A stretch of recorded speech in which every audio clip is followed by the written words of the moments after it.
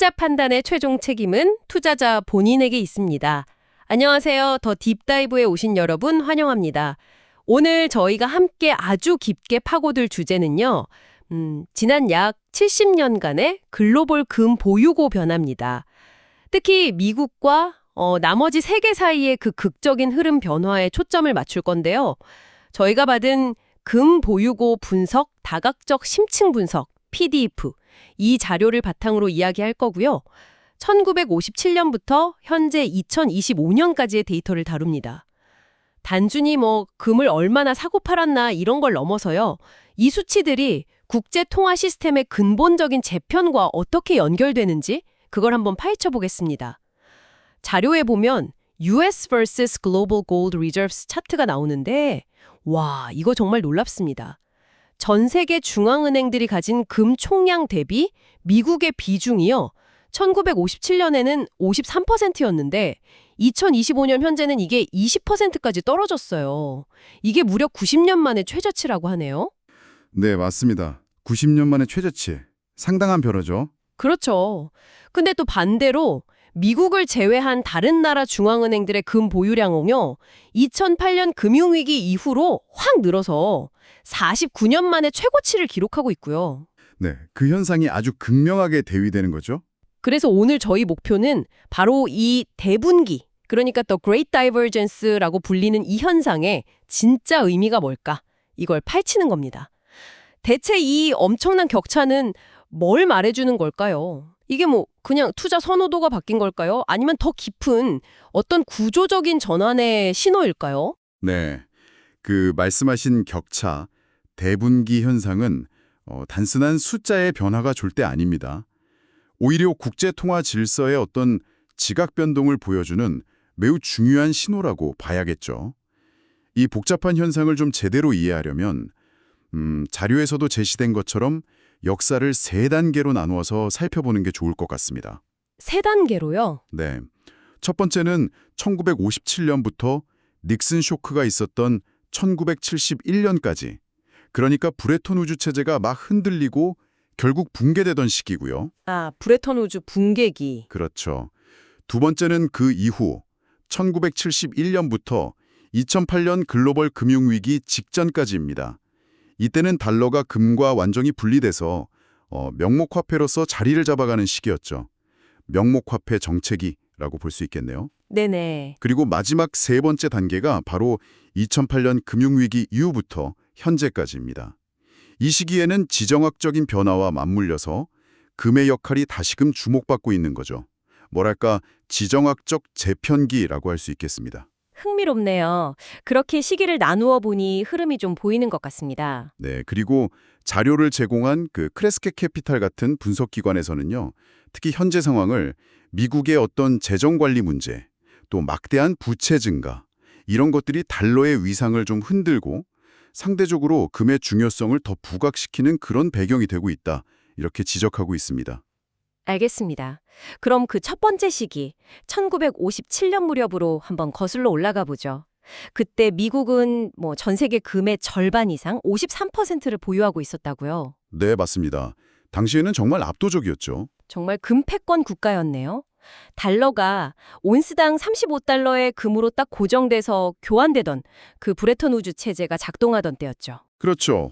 2차 세계대전 직후에는 그 비율이 거의 70%에 육박하기도 했었다고 하니까요. 당시 미국의 경제적, 정치적 위상이 어땠는지 짐작할 수 있는 대목입니다. 어마어마했네요. 그런데 그 강력했던 체제가 흔들리기 시작한 게 1960년대부터라는 거죠. 네, 바로 미국의 과도한 해외 지출 때문이었습니다. 특히 베트남 전쟁 비용이 막대했죠. 아, 전쟁 비용. 네, 그러면서 달러가 해외에 너무 많이 풀리기 시작한 겁니다. 자료에 따르면 1971년 즈음에는 해외에 풀린 달러 총량이 미국이 보유한 금 가치의 무려 4배에 달했다고 해요. 4배요. 와. 그럼 달러 가치에 대한 의심이 생길 수밖에 없었겠네요. 당연하죠. 저 달러가 정말 금으로 바꿔줄 수 있는 건가? 하는 의구심이 커지면서 다른 나라들이 너도 나도 달러를 금으로 바꿔달라고 요구하기 시작한 겁니다. 그게 바로 금 유출이군요. 네, 상황이 점점 심각해진 거죠. 이때 프랑스의 드골 대통령이 미국의 상황을 아주 날카롭게 비판했죠.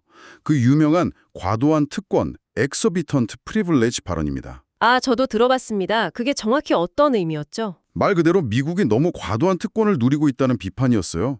미국은 그냥 종이돈, 달러를 찍어내기만 하면 그걸로 다른 나라의 실물 자원이나 상품을 살 수 있는데 다른 나라들은 그 달러를 받아서 계속 보유하고 있어야 하는 이런 비대칭적인 구조를 지적한 겁니다.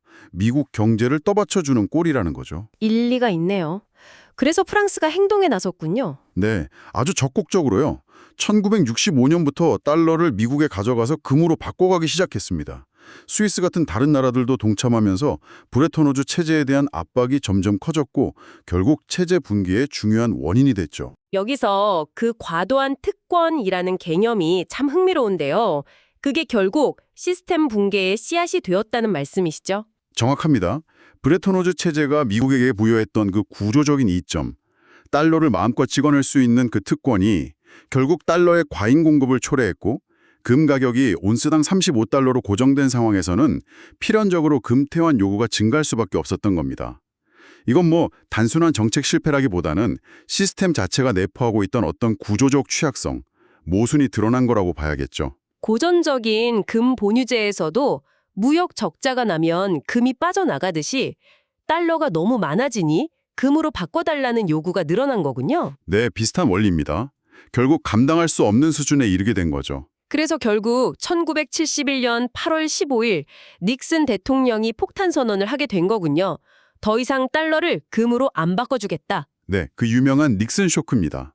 국제적인 금태환 압박도 거셌고 국내적으로는 인플레이션 문제도 심각했기 때문에 내린 결단이었죠. 이 조치로 달러는 금과의 연결고리가 완전히 끊어지고 이제 순수한 명목 화폐가 된 거잖아요.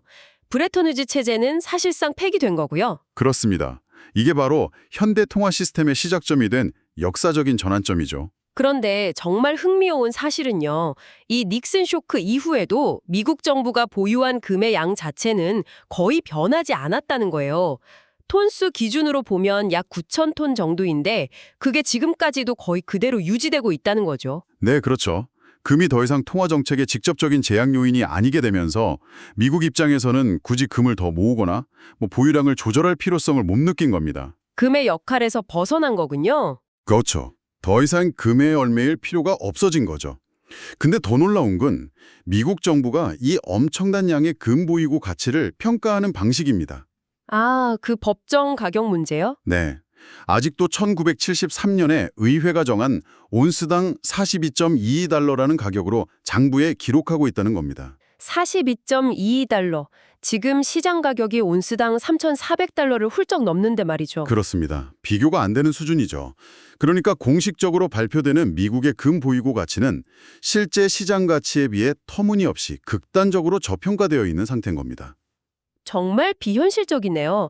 이건 좀 더 큰 그림에서 보면 어떤 의미가 있을까요? 네, 이 지점이 중요합니다. 닉슨 쇼크와 그 이후 미국의 금 정책을 보면 이건 단순히 경제적인 조치를 넘어서는 겁니다. 미국이 금이 가지는 그 통화적인 역할, 제약으로부터 의도적으로 벗어나기로, opted out, 즉 빠져나가기로 결정한 정책적 선택의 시작이었다는 거죠. 아, 옵트 아웃. 의도적인 선택이다. 네. 그리고 바로 이 선택이 그 이후 수십 년 동안 미국과 다른 나라들의 금에 대한 전략이 완전히 다른 길을 걷게 되는 결정적인 분기점이 된 것입니다. 그렇군요. 그래서 현재 미국의 금 보유고 비율이 90년 만에 최저치인 20%까지 떨어졌다는 사실도 바로 이 옵트아웃이라는 맥락에서 해석해야 한다는 거군요. 정확합니다. 단순히 금 보유량이 줄었다, 이게 아니라 미국의 전력적 선택의 결과라는 거죠. 그리고 이게 다른 나라들에게는 또 다른 의미로 작용한 거고요. 그럼 그 90년 만에 최저치라는 20% 비율, 이게 과거 대공황 시기랑 비교하면 어떤 차이가 있는 건가요? 그때도 비율이 낮았다고 하셨는데. 네, 아주 중요한 포인트입니다. 현재의 20%라는 비율이 역사적으로 매우 낮다는 사실 자체보다 이게 90년 전 대공황 시기의 낮은 비율과는 그 의미가 완전히 정반대라는 점이 핵심입니다. 정반대요. 어떻게 다른 거죠? 1930년대 대공황 시기에도 미국의 금 보유고 비율이 한때 40% 정도까지 떨어졌습니다. 그런데 그때는 왜 비율이 낮아졌냐 하면 국내외에서 금으로 바꿔달라는 요구가 빗발쳤기 때문이에요. 즉 시스템적인 압박, 태환 수요 때문에 어쩔 수 없이 비율이 낮아진 거였죠. 아, 외부 압력 때문에 낮아진 거군요. 그렇죠. 그런데 미국은 그 위기를 어떻게 극복했냐면 오히려 금을 더 적극적으로 활용했습니다.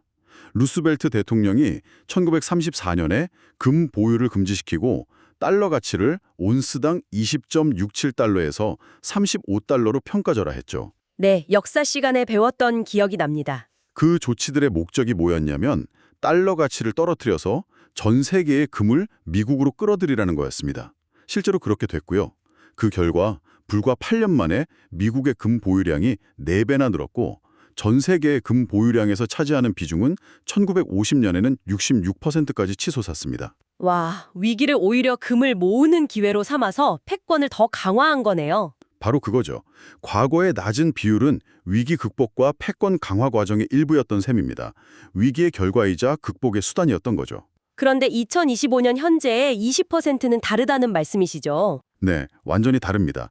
지금의 20%는 외부 압력 때문이 아니라 금을 더 이상 통화 시스템의 중요한 제약이나 기준으로 보지 않고 명목 화폐인 달러의 유연성과 힘에 의존하겠다는 미국의 능동적인 정책적 선택의 결과물이라는 겁니다. 아하, 옵트아웃의 결과군요. 그렇죠. 그런데 여기서 정말 역설적인 상황이 발생합니다. 미국이 이렇게 금의 역할에서 벗어나겠다고 선언하니까 다른 나라들 입장에서는 오히려 그럼 우리는 달러 말고 다른 안전장치가 필요하겠네 하면서 금을 더 중요하게 생각하고 모으기 시작하게 된 거죠. 미국의 선택이 다른 나라들의 금매입 동기를 오히려 강화시킨 셈이네요. 맞습니다. 트리거 역할을 한 셈이죠. 따라서 현재 20%라는 비율은 단순히 미국의 금보유량이 적다는 의미를 넘어서 미국의 금패권 시대가 완전히 끝나고 세계가 다극화 시대로 본격적으로 전환되고 있음을 보여주는 아주 상징적인 지표라고 해석할 수 있습니다. 자료 2에서 지적하는 바기도 하고요. 정말 흥미로운 분석입니다. 같은 낮은 비율이라도 그 역사적 맥락과 배경에 따라 의미가 이렇게 달라질 수 있군요. 90년 만에 최저치라는 숫자 너머의 의미를 봐야겠네요. 자, 그럼 이제 다음 전환점인 2008년 글로벌 금융위기, GFC 이후 시기로 넘어가 보겠습니다. 이때부터 그 대분기 현상이 더욱 뚜렷해지고 가속화되었다고 하셨죠. 네, 맞습니다. 2008년 GFC는 또 다른 중요한 변곡점이었습니다. 미국은 GFC 이후에 양적 완화, QE 같은 정말 파격적인 통화 정책을 펼쳤잖아요. 달러를 엄청나게 찍어내서 금융 시스템 붕괴를 막으려고 했죠. 이건 기존의 옵트아웃 전략, 즉 달러 시스템에 대한 자신감을 바탕으로 한 정책을 계속 밀고 나간 거라고 볼 수 있겠네요. 그렇죠. 위기 상황에서도 달러의 힘을 믿고 활용한 겁니다. 하지만 바로 이 지점에서 미국 외 다른 나라들, 특히 신흥국들을 중심으로 분위기가 달라지기 시작합니다. 어떤 변화가 있었나요? GFC를 겪으면서 그리고 미국의 전례 없는 양적 완화를 보면서 달러 중심의 국제 금융 시스템의 안정성에 대한 근본적인 의문과 불안감이 커진 겁니다. 미국이 저렇게 돈을 막 찍어내는데 달러 가치가 계속 유지될 수 있을까? 우리 자산을 달러로만 가지고 있는 게 안전할까? 하는 생각이 확산된 거죠. 아, 법정화폐 자체에 대한 신뢰 문제군요. 네, 그 결과 이들 국가들은 달러 의존도를 줄이고 자산을 다변화해야 한다는 필요성을 절감하게 됩니다. 그리고 그 대안으로 가장 주목받은 것이 바로 금이었던 거죠. 그래서 2008년 이후로 미국의 국가들의 금 보유량이 급증하기 시작했군요. 맞습니다. 공격적으로 금을 사들이기 시작했고 그 결과 미국을 제외한 전 세계 중앙은행들의 총 금 보유량은 자료에서 보듯이 49년 만에 최고 수준에 도달하게 됩니다. 미국과의 격차가 확 벌어지는 대분기가 본격화된 거죠. 중앙은행들의 금 매입 속도가 정말 기록적이라고 하던데요. 2022년, 2023년 연속으로 연간 순매수량이 1,000톤을 넘었다고요. 네, 역사상 유례가 없는 수준입니다. 연간 1,000톤이면 전 세계 연간 금 생산량의 상당 부분을 중앙은행들이 사들인다는 얘기거든요. 엄청난 규모죠. 앞으로도 이런 추세가 계속될까요? 그럴 가능성이 높아 보입니다. 최근 월드골드 카운슬이 전 세계 중앙은행들을 대상으로 설문조사를 했는데요. 응답한 은행의 95%가 향후 1년간 전 세계 중앙은행들의 총 금 보유량이 더 늘어날 것으로 예상했습니다. 95%나요? 거의 대부분이네요. 네. 그리고 더 주목할 점은 응답은행의 43%가 우리은행이 직접 금 보유량을 늘릴 계획이 있다고 답했다는 겁니다. 이건 향후 몇 년간 중앙은행들의 금 매입 수요가 계속해서 강하게 유지될 것임을 시사하는 거죠. 화폐에 대한 불신 외에 또 다른 동기가 있을까요? 네, 크게 두 가지 동기가 복합적으로 작용하고 있다고 봐야 합니다. 자료 테이블 2에서도 잘 설명하고 있는데요. 첫째는 방금 말씀하신 거시경제적 요인입니다. 거시경제적 요인이요. 네, GFC 이후 계속된 각국 정부의 막대한 통합 행상, 즉 양적 완화 같은 정책들이 장기적으로 화폐 가치를 떨어뜨릴 수 있다는 우려, 이걸 통화 가치 하락, currency debasement라고 하죠. 여기에 대한 효과적인 보험, 즉 해지 수단으로서 금의 매력이 부각된 겁니다. 인플레이션 해지 기능이군요. 그렇죠. 지속적인 인플레이션 압력 속에서 금은 전통적으로 가치 저장 수단으로 여겨져 왔으니까요. 게다가 오랫동안 이어진 저금리 환경도 한몫했습니다. 저금리 환경이요? 그건 왜죠? 금은 가지고 있어도 이자가 나오지 않잖아요. 그래서 금리가 높을 때는 금을 보유하는 대신 이자를 받는 다른 자산에 투자하는 게 더 매력적일 수 있습니다. 이걸 기회비용이라고 하죠. 아, 네네. 그런데 금리가 매우 낮거나 제로에 가까워지면 금 보유에 따른 기회비용이 거의 없어집니다. 오히려 다른 자산의 수익률이 불확실한 상황에서는 이자 없는 금의 상대적인 매력이 더 커지는 거죠. 그렇군요. 이해가 됩니다. 터키, 인도, 중국 같은 나라들이 최근 몇 년간 금을 많이 샀다고 하는데 이런 배경이 있겠네요. 네, 맞습니다. 이런 거시경제적 요인들이 꾸준히 작용해왔습니다. 그런데 최근 몇 년 사이에는 이것만으로는 설명하기 힘든 더 강력한 동기가 부상하고 있습니다. 바로 지정학적 요인입니다. 지정학적 요인이요? 어떤 거죠? 가장 결정적인 계기는 러시아 우크라이나 전쟁 이후 서방 국가들이 러시아의 외환 보유고를 동결시킨 사건입니다. 아, 그 사건 충격이 컸죠. 네, 전 세계 중앙은행들에게 엄청난 경각심을 불러일으켰습니다. 미국 달러나 유로 같은 소위 안전자산으로 여겨지던 기축통화자산조차도 정치적인 이유로 하루아침에 동결되거나 몰수될 수 있다는 현실을 아주 적나라하게 보여준 거죠. 이걸 금융의 무기화, Financial Weaponization이라고 표현합니다. 달러나 유로도 완벽하게 안전하지만은 않다는 걸 깨닫게 된 거네요. 그렇죠. 미국이나 유럽의 정책 결정에 따라 내 자산이 묶일 수 있다는 카운터파티 리스크를 아주 생생하게 경험한 겁니다. 특히 미국과 정치적으로 대립하고 있는 국가들 입장에서는 더 큰 위협으로 느꼈겠죠. 그럼 여기서 중요한 질문이 생기네요. 왜 다른 안전자산도 많은데 중앙은행들은 유독 금을 선택하는 걸까요? 아주 좋은 질문입니다. 금이 가진 독특한 특성 때문입니다. 금은 특정 국가나 정부의 통제 밖에 있는 자산으로 여겨집니다. 어떤 정부도 금 자체를 마음대로 찍어내거나 가치를 조작하기 어렵죠. 이런 의미에서 정치적으로 중립적이라고 할 수 있습니다. 아, 특정 국가의 영향을 덜 받는군요. 네. 그리고 더 중요한 것은 금은 물리적인 실체가 있다는 겁니다. 다른 금융자산처럼 전산상의 기록이 아니라 실제로 만질 수 있는 금괴 형태로 존재하죠. 만약 이 실물 금을 자국 영토 내의 금고에 보관한다면 외부의 압력이나 동결 위험으로부터 훨씬 자유롭겠네요. 바로 그겁니다. 미국이 아무리 제재를 가하려고 해도 다른 나라 영토 안에 있는 금을 맘대로 압류하거나 동결하기는 거의 불가능하죠. 이게 바로 금융주권을 확보하려는 국가들에게 금이 매력적인 이유입니다. 러시아, 중국, 터키 같은 나라들이 특히 금 보유를 늘리는 배경이죠. 데이터를 봐도 그게 증명되나요? 네, 그렇습니다.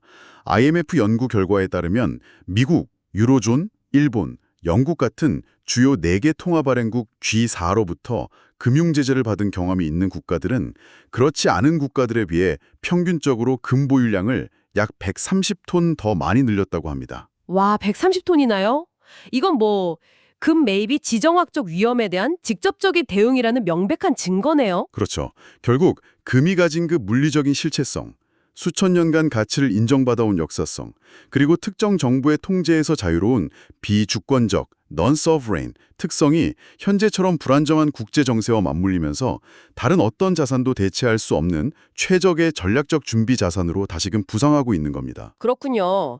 정리를 해보면 금 보유고의 대분기 현상은 달러 패권이 약화되는 속도 자체보다도 달러 시스템이 언제든 무기화될 수 있다는 그 위험에 대한 다른 나라들의 대응 속도가 훨씬 빠르다는 걸 보여주는 거군요. 네, 그렇게 해석할 수 있습니다. 일종의 선제적인 위험 관리 인생이죠. 실제로 데이터를 봐도 그런 흐름이 나타나죠. 달러가 외환 거래량이나 무역 결제에서는 아직도 압도적인 지위를 유지하고 있지만 전 세계 중앙은행들이 보유한 외환 보유액 중에서 달러가 차지하는 비중은 계속 줄어들고 있잖아요. 맞습니다. 자료에 따르면 2001년에는 72%에 달했는데 2024년에는 금을 제외하고 계산하면 58%, 금까지 포함해서 계산하면 48.2%까지 떨어졌습니다. 추세적으로 계속 하락하고 있죠. 물론 모든 나라가 달러를 팔고 금을 사는 건 아니겠지만 특히 아까 말씀하신 중국, 러시아, 터키 같이 금융 제재에 민감하거나 미국과 각을 세우는 적극적 다각화 국가들의 경우에는 금 매입이 달러 자산을 줄이는 것과 직접적인 관련이 있어 보이는데요. 네, 상관관계가 꽤 뚜렷하게 나타납니다. 이들 국가에게 금 매입은 단순히 포트폴리오 다변화를 넘어서 달러 중심 체제에서 벗어나려는 전략적인 움직임의 일환인 거죠. 연간 1,000톤이 넘는 중앙은행들의 이 꾸준한 실물 금 매입 수요가 갖는 의미를 좀 더 설명해 주실 수 있을까요? 이게 금 가격에는 당연히 영향을 미쳤을 텐데요. 물론입니다. 이 정도 규모의 꾸준한 수요는 금 시장에 엄청난 영향을 미칩니다. 단순히 가격 상승 기대감만으로 움직이는 투기적 수요와는 차원이 다르죠. 이건 지정학적 위협이나 기존 국제 질서의 약화 같은 구조적인 변화에 대한 아주 실제적이고 물리적인 대응이기 때문입니다. 구조적인 수요라는 거군요. 네, 바로 이 구조적인 수요가 최근 몇 년간 금 가격을 온스당 2,700달러를 넘어 3,000달러대, 심지어 3,800달러 부근까지 끌어올린 핵심적인 원동력이 되었다고 분석할 수 있습니다. 금 가격 상승이 단순히 인플레이션 기대감 때문만은 아니었군요. 그렇죠. 물론 인플레이션 기대도 영향을 미치지만 중앙은행들의 전략적인 매수세가 강력한 하반 경직성을 제공하면서 가격을 떠받치고 끌어올린 측면이 매우 큽니다. 그리고 이것은 역으로 금의 통화적 역할, 즉 가치 저장 수단으로서의 역할에 대한 국제적인 신뢰가 다시 강화되고 있다는 신호로 해석될 수도 있습니다. 흥미롭네요.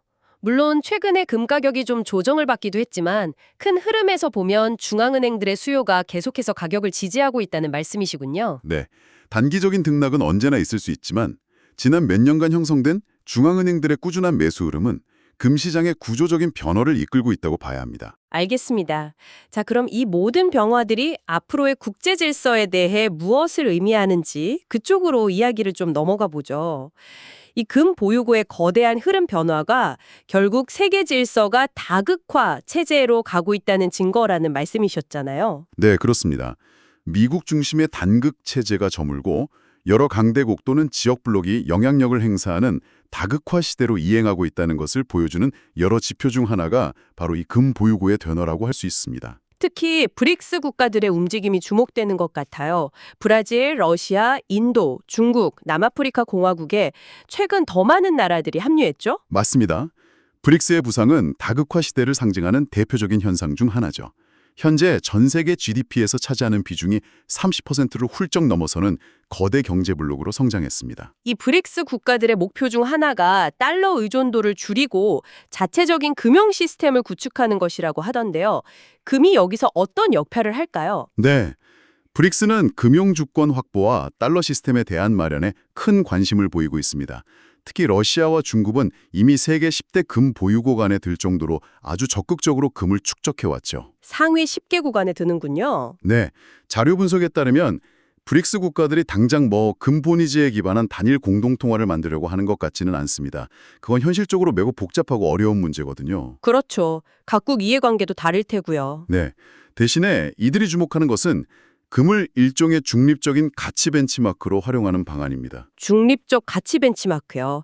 그게 어떤 개념이죠? 예를 들어 브릭스 회원국 간의 무역 거래에서 미국 달러를 거치지 않고 각자 자국 통화로 직접 결제하는 시스템을 만드는 겁니다.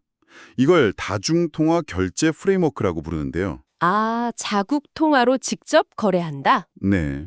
그런데 이렇게 하면 각국 통화 간의 환율 변동성 문제가 발생할 수 있잖아요. 이때 금을 공통의 가치 기준으로 삼아서 환율 변동 위험을 어느 정도 완화하고 거래를 촉진할 수 있다는 아이디어입니다. 아하, 금이 일종의 기준점 역할을 하는 거군요. 달러를 대체하는 건 아니지만 달러 없이도 안정적으로 거래할 수 있는 시스템을 만들려는 거네요. 그렇죠. 금이 직접적인 결제 수단이 되지는 않더라도 시스템의 안정성을 담보하는 신뢰의 닷, 트러스트 앵커 역할을 할 수 있다는 겁니다. 이렇게 되면 장기적으로 국제 무역에서 달러가 사용되는 비중, 즉 달러의 거래적 지배력을 점진적으로 약화시킬 수 있다는 평가가 나오고 있습니다. 상당히 야심찬 계획이네요. 네, 이게 단순히 새로운 경제 블록을 만드는 것을 넘어서 기존 달러 중심의 국제 금융 시스템의 근간에 도전하는 구조적인 변화 시도라고 볼 수 있습니다. 물론 이 과정이 순탄하지만은 않겠죠. 많은 기술적, 정치적 난관이 있을 겁니다. 하지만 그 방향성 자체는 상당히 분명해 보입니다. 그리고 그 중심에 금이 자리 잡고 있다는 점이 중요하죠. 알겠습니다. 브릭스의 움직임이 앞으로 국제 금융 질서에 어떤 영향을 미칠지 계속 주시해야겠네요. 자, 그럼 다시 미국 이야기로 돌아와 보겠습니다. 미국은 1970년대 이후로 금의 제약에서 벗어나는 옵트아웃 전략을 써왔는데 이제는 기록적인 정부 부채와 재정 적자라는 큰 문제에 직면해 있단 말이죠. 네, 상황이 많이 달라졌죠.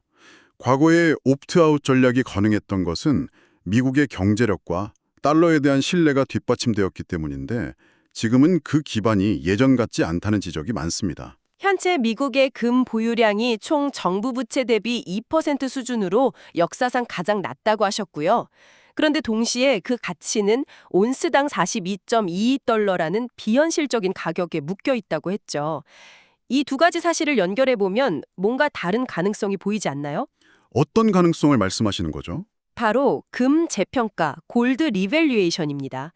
만약 미국 정부가 보유한 약 9천 톤의 금 가치를 현재 시장 가격, 예를 들어 온스당 3,400달러로 다시 평가한다면 어떻게 될까요? 아, 그 시나리오군요. 계산해보면 엄청난 규모의 평가이익이 발생하겠죠? 네, 자료 테이블 3에 따르면요. 현재 미국의 금 보유량은 약 2억 6,150만 온스입니다. 이걸 법정 가격인 42.22달러로 계산하면 약 110억 달러 정도밖에 안 돼요. 110억 달러. 전체 보유량에 비하면 정말 작은 액수죠. 그렇죠. 그런데 이걸 시장 가격인 3,400달러로 재평가하면 그 가치가 무려 8,900억 달러에 달하게 됩니다. 차액만 해도 약 8,790억 달러. 우리 돈으로 1,000조 원에 가까운 어마어마한 장부상 이익이 생기는 거죠. 8,790억 달러. 엄청난 액수네요. 네, 이 돈은 실제로 금을 팔아서 생긴 돈은 아니지만 장부상으로는 자산 가치가 늘어난 거잖아요. 이걸 활용해서 새로운 국채를 발행하지 않고도 재정 지출을 충당하거나 아니면 기존 부채를 일부 상환하는 데 사용할 수도 있지 않을까요? 이론적으로는 가능하죠. 8,790억 달러면 현재 미국의 연간 재정 적자 약 1조 9,730억 달러의 거의 절반에 해당하는 금액입니다. 재정 압박에 시달리는 미국 정부 입장에서는 정말 탐나는 유혹적인 카드가 될 수 있다는 생각이 드는데요. 네, 충분히 그럴 수 있습니다. 실제로 최근에 미국 연방준비제도가 독일이나 이탈리아 같은 다른 나라들이 과거에 금 가치를 재평가했던 사례들을 연구하고 있다니 보도가 나오기도 했어요. 아, 연준이 직접 연구를 하고 있다고요? 네, 이걸 두고 일부 분석가들은 미국 정부가 재정 문제 해결을 위해 금 재평가 옵션을 심각하게 검토하고 있다는 신호 아니냐, 일종의 정책적 로르샤크 테스트다, 이런 해석을 내놓기도 했습니다. 가능성이 전혀 없는 이야기는 아니군요. 하지만 이 금 재평가 시나리오에 대해서는 비판적인 시각도 만만치 않습니다. 어떤 비판들이 있죠? 가장 큰 비판은 이게 근본적인 문제 해결책이 아니라는 겁니다. 실제로 금을 팔아서 현금을 확보하는 게 아니라 그냥 장부상 가치만 올리는 거잖아요. 이걸 두고 회계적 마술 또는 재정적 연금술, 피스컬 알케미에 불과하다는 비판이 있습니다. 꼼수라는 거군요. 그렇죠. 재정 건전성을 회복하기 위한 구조적인 노력 없이 그냥 회계 기법으로 문제를 잠시 덮으려는 시도로 비칠 수 있다는 겁니다. 이렇게 되면 단기적으로는 재정 숨통이 트일지 몰라도 장기적으로는 오히려 미국 정부의 재정 정책과 달러 그리고 미국 국채에 대한 국제적인 신뢰도를 떨어뜨릴 수 있는 심각한 부작용을 우려하는 목소리가 높습니다. 하긴 근본적인 해결책이 아니라는 비판은 타당해 보이네요. 또 다른 문제는 금 재평가 논의 자체가 시장에 미치는 파급 효과입니다. 미국이 수십 년 동안 사실상 외면해 왔던 금의 가치를 갑자기 다시 인정하고 활용하려는 움직임으로 해석될 수 있잖아요. 네, 그렇죠. 옵트아웃에서 방향을 트는 신호로 볼 수도 있겠네요. 맞습니다. 이는 미국이 앞으로 금을 다시 중요하게 생각하고 어쩌면 시장에서 금을 사들이는 금 확보 전략으로 선회할 수도 있다는 신호로까지 받아들여질 수 있습니다. 이렇게 되면 전 세계 금융시장에 엄청난 파장을 일으킬 수 있죠. 어떤 파장을 예상할 수 있을까요? 크레스켓 캐피탈 같은 분석기관들은 만약 미국이 실제로 금 매입에 나서거나 보유금을 재평가한다면 이는 미국 정부가 공식적으로 금의 통화적 역할을 다시 인정하는 것으로 간주될 것이라고 봅니다. 그렇게 되면 현재 진행 중인 금의 구조적인 상승 추세에 기름을 붓는 격이 될 수 있다는 거죠. 강력한 상승 촉매제가 될 것이라는 분석입니다. 중앙은행들이 이미 사고 있는데 미국까지 가세하면 그렇죠. 수요가 폭발적으로 늘어날 수 있습니다. 또한 금 재평가를 통해 발생한 이익이 재무부로 이전되어 실제 재정 지출에 사용된다면 이는 시중에 유동성을 추가로 공급하는 효과를 낳습니다. 돈이 더 풀리는 거군요. 네, 이렇게 되면 인플레이션 기대 심리를 자극할 수 있고 이는 다시 화폐 가치 하락에 대한 우려를 키워서 금이나 은과 같은 실물 자산에 대한 수요를 더욱 폭발시킬 수 있다는 연쇄 반응이 예상됩니다. 와, 정말 복잡한 연쇄 효과네요. 네, 그래서 결론적으로 미국이 만약 수십 년간의 옵트아웃 전략에서 벗어나 금을 다시 활용하는 방향, 즉 옵트인으로 전환할 경우 이는 매우 복잡하고 모순적인 결과를 낳을 수 있습니다. 한편으로는 금 가격을 온스당 4,000달러 이상으로 치솟게 만들고 자료 48에서 골드만삭스 등이 예측, 다른 실물 자산 가격도 끌어올리면서 인플레이션을 심화시킬 수 있고요. 또 다른 한편으로는 달러와 미국 국채에 대한 신뢰는 오히려 약화시킬 수 있습니다. 그러면서도 역설적으로 단기적인 미국의 재정 압박은 완화시켜주는 정말 예측하기 어려운 결과를 초래할 수 있다는 거죠. 미국의 선택지가 참 어려운 상황이군요. 어떤 결정을 내리든 그 파장이 엄청날 것 같습니다. 자, 그럼 오늘 저희가 나눈 이야기들을 한번 종합 정리해 볼 시간이 된 것 같습니다. 1957년 53%에서 2025년 20%로 급락한 미국의 글로벌 금 보유고 비중, 그리고 동시에 미국 외 다른 국가들의 기록적인 금 보유량 증가, 이 극명한 대분기 현상은 단순한 수치 변화나 추세가 아니라 지난 수십 년간 진행되어 온 국제 통화 질서의 거대한 패러다임 전환을 보여주는 아주 명확하고 물리적인 증거라고 요약할 수 있겠습니다. 네, 그렇습니다.